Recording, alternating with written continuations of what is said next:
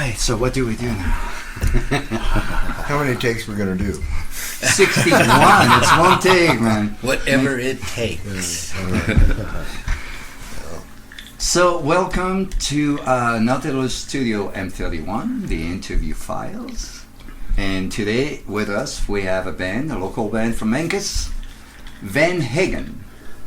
Welcome, guys. Thank you. How you doing? Cheers. Very good. I'd like you to maybe take turns and introduce yourself first. Start with that, if that's okay. Mm-hmm. My name is Hagen McDonald, and I'm a singer-songwriter. I play rhythm guitar. How many strings on that guitar? 12 strings. Wow. One of those guys.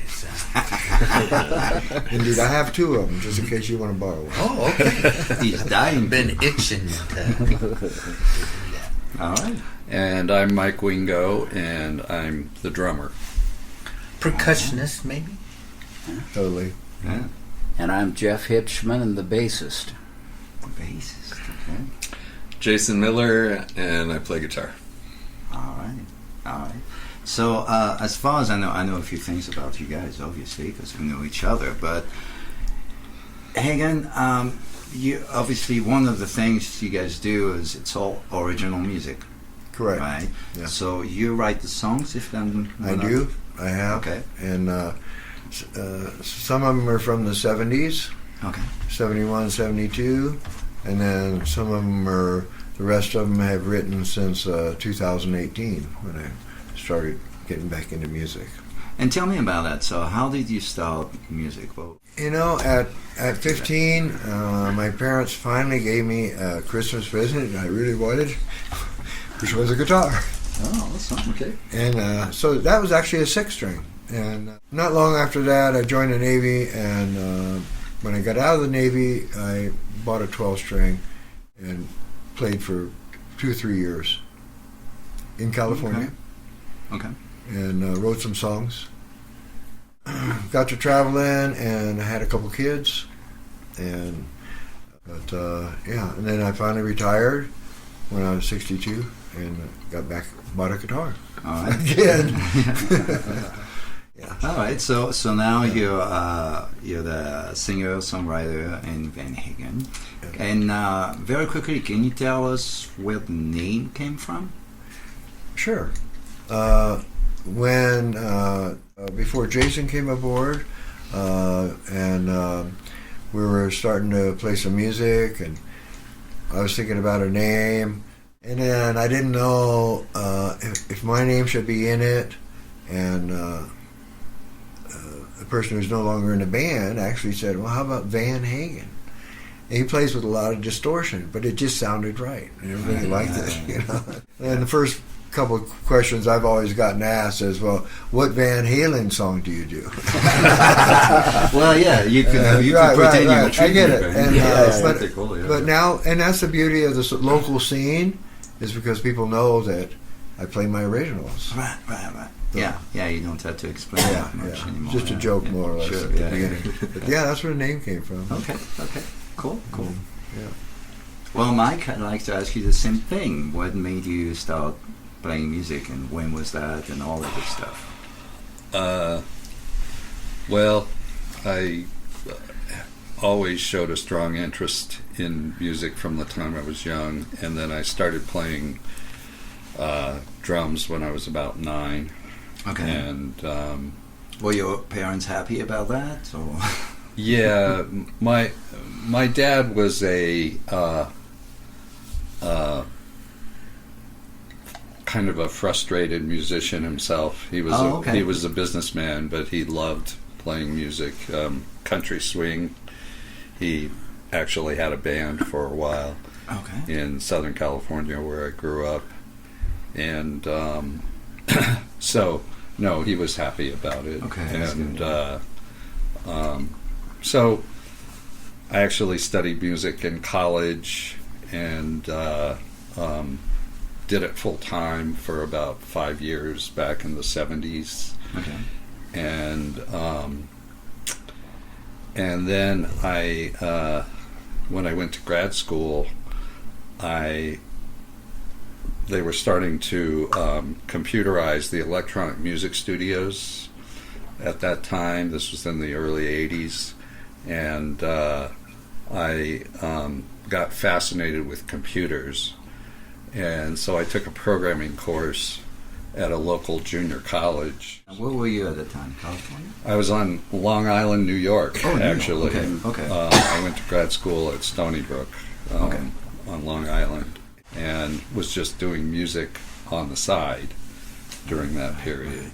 And then I retired a few years ago and traveled around for a while looking for a place to settle, and we ended up here. We love this place. It's a great music scene. And Jeff, same thing. I'd like to know a little bit of your past. Well, my mother was a musician in the house, great singer, played the organ, and she was very insistent that I learn to play an instrument. Oh, okay. So I think as a fourth grader I started playing the flute because there wasn't enough trumpets to go around in the little town where I grew up. So a year afterwards the trumpet showed up. So I played trumpet for about 4 years and got very good at it. In the high school band, I got tired of playing college fight songs and, pomp and circumstances and all that stuff. And my teacher he had a 3-piece Dixieland jazz band. I said, I want to play some jazz. I'll hurt anything like that. I knew Miles Davis was probably out of the question, but he wouldn't do it. So I said, well, my friends want me to learn how to play bass guitar. So I started learning how to play bass guitar in 1966. Okay. Had my first gig at a YMCA camp. A lot of girls, made $5, big money for a kid. Thought, oh, this is great. This is for me. Oh, so, right off the bat, you were. yeah, I was. So, yeah, dove right in. And the local band we were pretty well known because we had a well-known disc jockey in San Bernardino, California, out of a station called KFXM that he got us some great gigs. And, as a sophomore in high school, we were playing to like 1,000 people at the, state colleges, California, up in down California. I did that. In the meantime, started my construction business. So I was a licensed general contractor in California, in Big Bear Lake, my hometown. I was playing weekend gigs. I had the energy to do that as a young man. Mm-hmm. Then came out to Colorado in 87, I guess, to Crested Butte. But I had started to play upright bass. I think I've been playing upright for probably 35 years. I started playing guitar in 71 and mandolin probably about 30 years ago. So I became very involved in Western swing, the bluegrass world. Played a lot of great bands, Telluride contest winner back in 05, playing with another one. But I like all kinds of music, love it all. So, okay. I'm glad to be here. Gosh, it's a great music scene. Yeah. And great. And, well, Jason, you know the question. What made me interested to start playing music? All that good stuff. I started taking guitar lessons at the Catholic school that I went to when I was 9 years old. Oh, wow. The orchestra guy came around, showed you all the instruments, and then a guitar guy came in, was like, here's the instrument. And I think there's a picture of me being about 3 or 4 years old, and I'm standing up, holding a plastic guitar with, plastic strings, just this toy my parents had got me. I think the Bee Gees' Faces was on the front of the plastic guitar. But I'm holding it, how you're supposed to hold it. Right. And so by the time the guy comes around at the Catholic school, I'm already a guitar player, and so I'm like, oh yeah, I'm going to play this. Parents were cool, and took lessons until I graduated 8th grade. Yeah. And that's what got me into it. My mom talks about just playing music all the time when we were in the womb and then out, and it was always Motown and all this stuff. Going on. Yeah. And so that's basically, I was given the opportunity and I took it, and then it's been music ever since. Awesome. Yeah. How did you end up here? Mm. And where were you at the time, actually? Yeah, I grew up in the suburbs of Chicago. Oh, okay. And I played professionally in Chicago, playing a lot of jazz, or mostly. Then I was given the opportunity to move here through some friends, and I stopped everything that was going on in Chicago, or wrapped it up, basically, like wrapped up my music career there. And what was the incentive to come here, if I may ask? What was it that made you feel like, I'm going to I had been traveling here over the few years to visit friends. Okay. So I knew of this place, and at the point when I was able to basically confront, I've had this 25-year music career, what else do I want to do? And it was sort of like how I got into music in the first place. There was an opportunity, and I said, I'm gonna take this. So satisfied with the musical life that I've had, and a little change is good, and I didn't even think I'd be playing music with people this soon. Right. And I'm playing in this super fun band, playing original music, so it's... No, and that's wonderful. It's the highlight for me, being able to play original music. Yeah. So, again, to go back to you then, if I may be mistaken, but I think in the 70s you actually had a friend you were playing with occasionally, right? Correct. Can you tell me about that? Sure. So I actually got out of the military in '71 and in Southern California, and then I moved to the Los Gatos, Santa Cruz area. And I had bought a guitar. There was a couple of little things that happened. But I ended up basically in Los Gatos, California, and I had my 12-string, and I was going to go. I was going to go to the University of San Jose.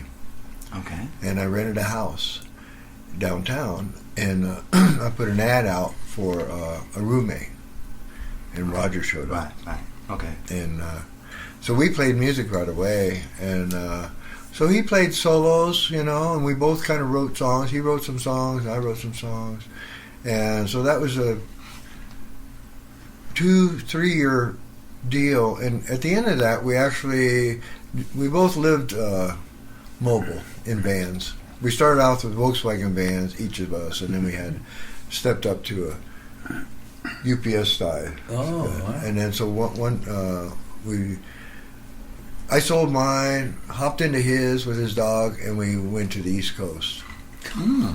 And okay. played in different places. We got stuck in Boulder because his dog had puppies. And so we had to stay there for like 8 weeks. on that. Yeah. But at the end of that trip, when we got back east, we had stopped playing, kind of. We got real jobs, and then he got homesick, and he headed back home, and I went with him. And what was his name? Roger Nicholas. Roger. He's still alive, and he lives in Lodi. Okay, I'm sorry. And we still talk to him. I still talk to him every once in a while. That's old Roger. And then after that, I stopped playing. I just started. My other interest was motorcycles, and I just ended up doing that, and, for 40 years. So yeah.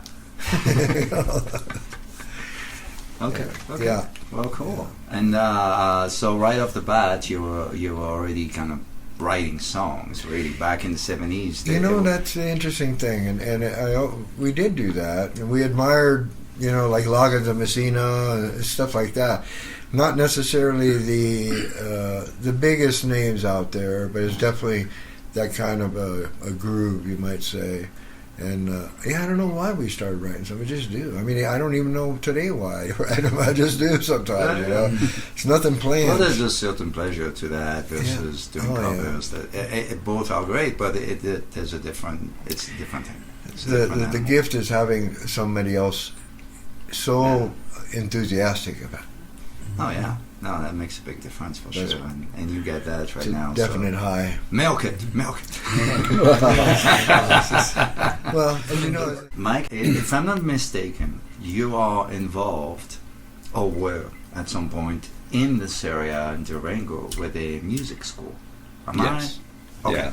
Can you tell me? I don't know much about that except what I just said. So Okay. I love some. Yeah, more I stuff teach 1 day a week at Stillwater Music Okay. in Durango. Stillwater is a nonprofit organization that does music lessons at all levels on all instruments, and also does bands for kids and adults. Okay. And they get a lot of local funding from wealthy folks and institutions in Durango, Awesome. which allows them to do scholarships for kids and people that want to do lessons or play in a band and they don't have the funds to do it. So it's a great organization. Awesome. Yeah. And pays pretty well for teachers compared to a lot of those sorts of arrangements where you're teaching out of a music store. Yeah. You know. Yeah. So Very cool. So Jeff, you are a man who seems to be everywhere when it comes to playing bass in the area. Right. How do you manage that? How do you work that out? Very carefully. With a calendar that I have to remember to enter dates.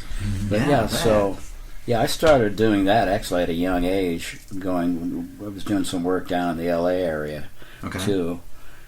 And Played at any of the clubs down there? or no, something? let's see, the Ice House in Pasadena. Okay. Played in a trio there, but I played mostly guitar in a trio there. Okay. I forget some of the other clubs. There were some of the beach places I used to play with some guys in some great bands. You know, there was one Right. band with a horn section. I mean, it was like 8-piece band. You weren't going to make a lot of money, but boy, was it fun! It was fun, yeah. A powerhouse. Yeah. Yeah. What was it called? I forget the name of the band. Oh, I Yeah. thought you said Powerhouse, No. because that was a Southern Cal band that Oh. my neighbor Steve was the Oh, singer okay. for. Yeah. Yeah, All right. Yeah. But anyway, But yeah. I just- heard that wrong.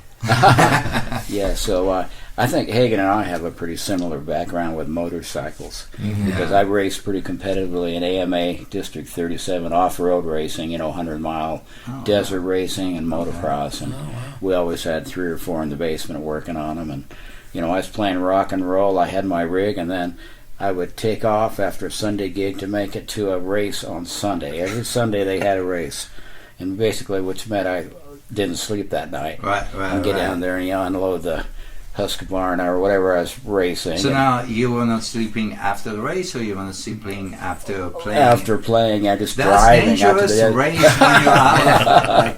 Oh yeah, well that was me, Mr. Adrenaline Rush.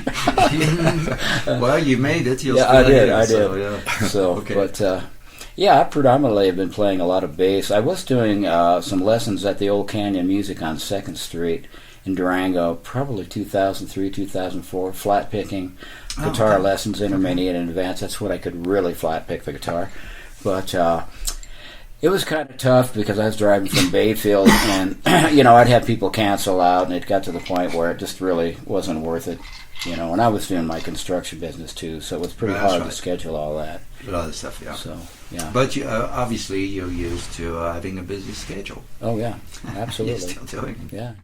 So I told them, don't, just schedule things that a couple, 2 or 3 a month maybe, and because I I can have do my that, other yeah. projects going Yeah, on. yeah, sure. With Van Hagen, I don't want to That's mess right. that up. No, you can't. So No. yeah. No, otherwise this interview is for nothing. I won't have that. All right, Jason, tell me a little bit about Chicago. Tell me a little bit about what you've done in Chicago. Bands, stuff, places maybe you've played at, stories, I don't know, whatever. Yeah, it's. I'm gonna pick up from where we left off. Okay. With inspiration to play. Okay. I think I was about 23 or so, 23, 24, and I was out of college. I did music composition in school. And then I'd be playing a little bit here and there, but I was just meeting people in Chicago at the time, kind of like trying to see where the scene was, trying to see what I would do, who I would play with. And I got in a car accident after going to a jazz show one night. Someone ran the stop sign, T-boned me and my buddy, and and pretty much I stopped driving for a month. I went to work only about 3 days a week. Were you? I wasn't hurt, but my Yeah, brain was a shock, little though. bit. It was Shaken. odd, and at that point I decided I'm quitting this job that's making me money to live. I'm going to follow the thing that I've been loving ever since I was a kid, and I'm going to do music, and I don't know what that means. Mm-hmm. And me and my buddy got in the car and drove to California, where we had another friend living, and was there for a few months. We played a gig in Marin County. There was like a senator that was the party was for or something. Okay. So we did, right. and I basically decided at that point, I'm going to go back to Chicago. There were a couple bands playing Django Reinhardt type stuff. There was a guy who was on the scene, that stuff. and I was like, okay, I could do this out here, but I think I want to go back and do with this dude in Chicago. And I went back, and little time passed, got into that band. I was about 27, and we started playing weekly at one of the jazz clubs in Chicago. Do you remember the name of the place? It's still there, the Green Mill. The Green Mill. Green Mill Cocktail Lounge. And that's basically, as soon as that started, up until now, That was your life. Yeah. probably traveled to Colorado the most to play. Different places over the years, but Right. yeah, out of all the places that you'd go to play, Colorado was one where I returned to It the makes most. sense It seemed to- like over the yeah. years, Right.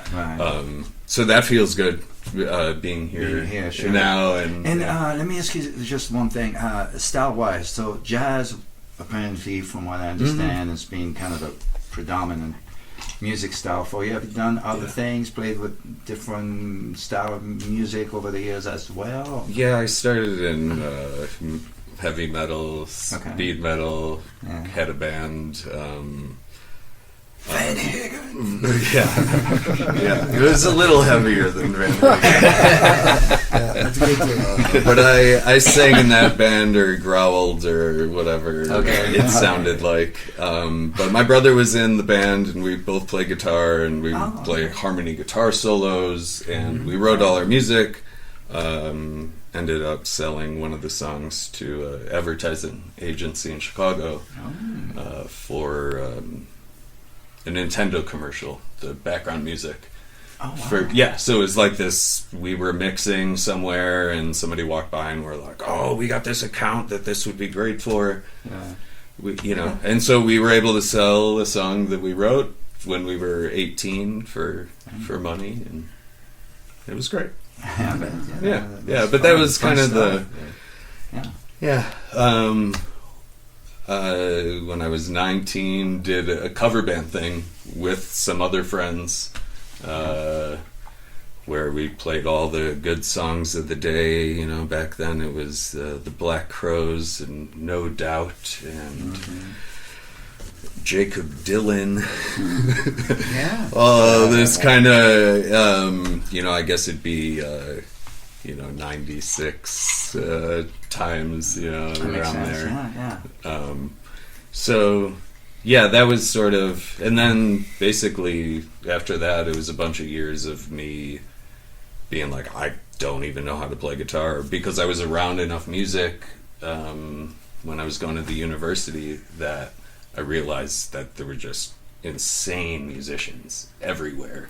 That's what I was saying. That's when I was like, I have to really start practicing, and like got into jazz because it was because it was technical, but still there was all this information like in heavy metal where it's like classical music distorted. Well, Ingve is an example. Right. For Yeah. sure. Yeah. So Sure. that's kind of it. But I mean, always played when I was doing the jazz shows. My other friends were singing John Prine stuff and Tom Waits and all this other kind of. So I'd play with those guys and try to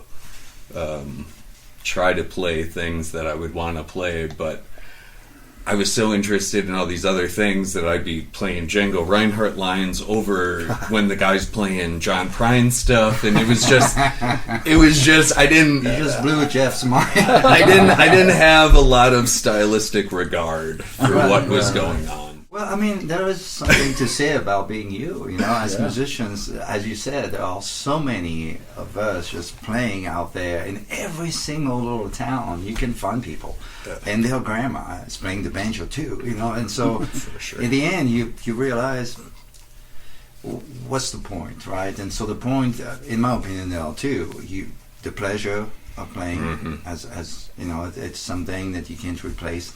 And if you can have a voice, if you can have an identity, a personality in what you do, I think those two things we can't forget that. That's Because one of otherwise the you're great just not- things about playing in Van Hagen is because, you know, Jason and I, both having a fairly extensive jazz Yeah, background, because you do too. That's true. are kind of layering these different things onto Hagen's songs, and he's cool with it, which is amazing. When somebody writes songs and they let you do whatever you want to them is in my opinion the best way for all of them. Yeah. You know, Yeah, the musicians, definitely. the person that writes, you're going to do something he wouldn't expect, and that's going to take it to a place that's so interesting. Right. So And that's then cool. Jeff here is fluid in so many different styles. He's just goes right along, or Try to or be does something a chameleon. little That's different, right. and then we're like, oh yeah, that's Well, cool you can too. do just about anything. So. So it's really fun. It's Yeah. a really fun group Yeah. to play in. I guess that's the through line, like with all of our different, you know, Hagen's not a jazz guy as far as what he writes and puts out, but the way that his vocal line, the way he presents his vocal lines, that makes it, you know, for guys like us, we're like, oh, well, that's a rhythm that also suggests all this. Like, yeah, it's folk music. Yeah, it's maybe a little rock. But in all these other countries and all these other people that play music, when this rhythm comes up, you can do this too. So it's not just like our ideas wanting, you know, us wanting to be like, we want our idea in here. Right. It's that we've carefully asked ourselves, does this fit? And yeah, we're stretching things, but it needs to. We need to make sure that the song is awesome, and so that mixed with Hagen's openness to us going to these places that other people might not go. When you're young, everybody wants, when's my solo? I got something to show. Wait, I've been practicing this all week. yeah, you know. And Hagen, since you're the songwriter, tell us how you feel about all that. You know, it What's feels your- great, actually. And the thing is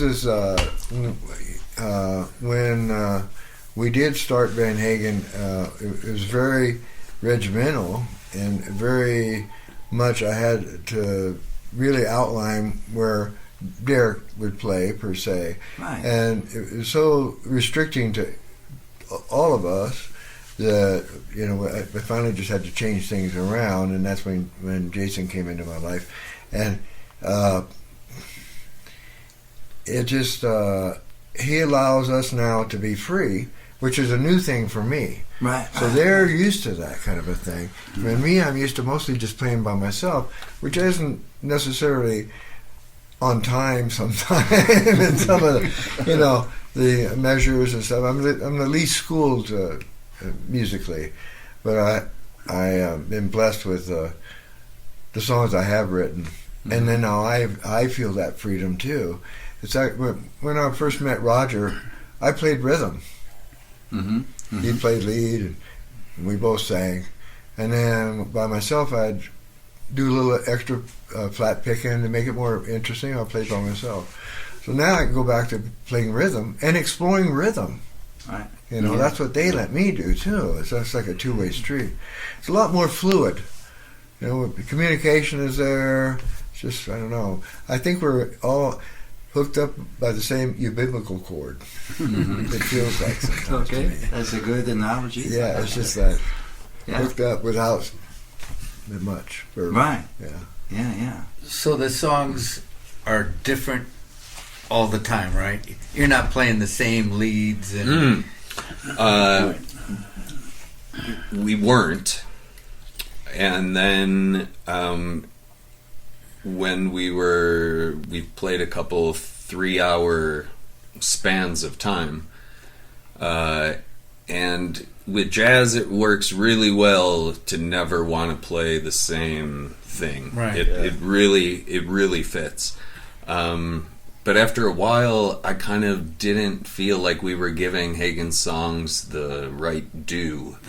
So you kind of found what works. Yeah, and so we're still kind of doing that, but each song sort of has its the sounds that it wants, like that want to be with it, that want to be with those vocal lines. Yeah, almost. So it's probably kind of just narrowing into this is how this song really feels the best. Sifting through all that improv that we've already done and being like, what are those good ideas that stick?